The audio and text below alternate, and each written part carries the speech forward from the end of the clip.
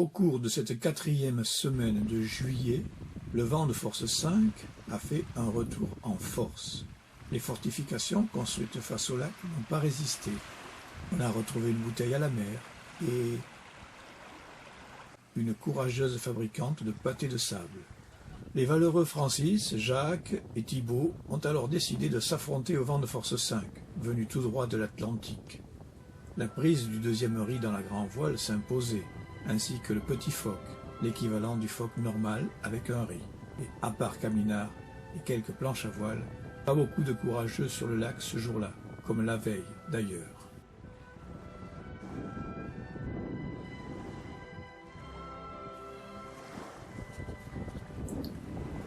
C'est largué, et les voiles prennent aussitôt leur forme propulsive. Et ça propulse, d'autant plus que le bateau ne gîte presque pas. En effet, lorsqu'on navigue avec la voile du temps, sans surtoilage, la vitesse est remarquable, et l'on se fait moins de frayeur que lorsqu'on veut défier le vent avec une voilure trop importante. On va donc filmer Caminard lors de ses premiers bords, sans téléobjectif. On va donc ruser et grossir l'image jusqu'à plus de 500%.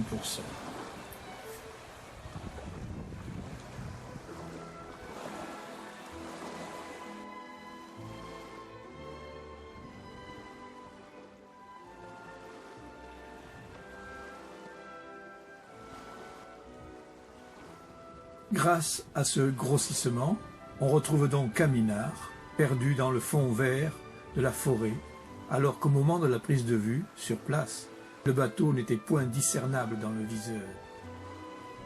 Incroyable ce que permettent les nouveaux appareils photo hybrides comme le Sony A7R3. Au montage, on va pouvoir traficoter les couleurs pour retrouver les voiles rouges. Caminard se trouve alors à 1 km de l'appareil photo. Bien sûr, avec un téléobjectif, on le verrait mieux, et cela nécessiterait un pied bien calé.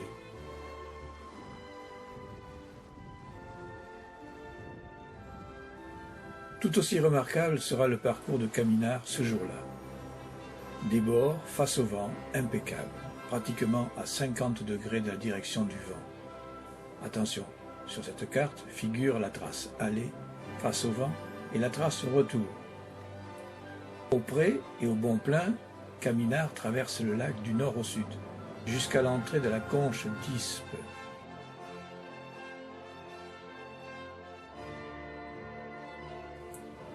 Et question de montrer aux dizaines de voiliers restés à quai de quoi ils étaient capables, Francis et Jacques se permettent une petite démonstration de manœuvre face au vent capricieux soufflant alors dans cette baie.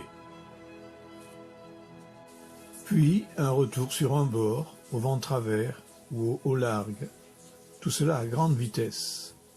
Bravo les gars, c'était donc une belle démonstration de navigation avec ce vent de force 5 ce jour-là.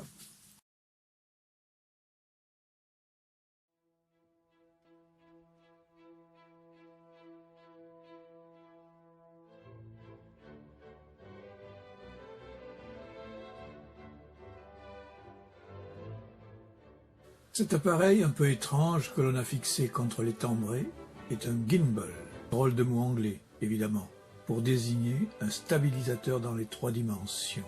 Ce genre d'appareil va révolutionner les prises de vue faites à bord des voiliers. Pourquoi?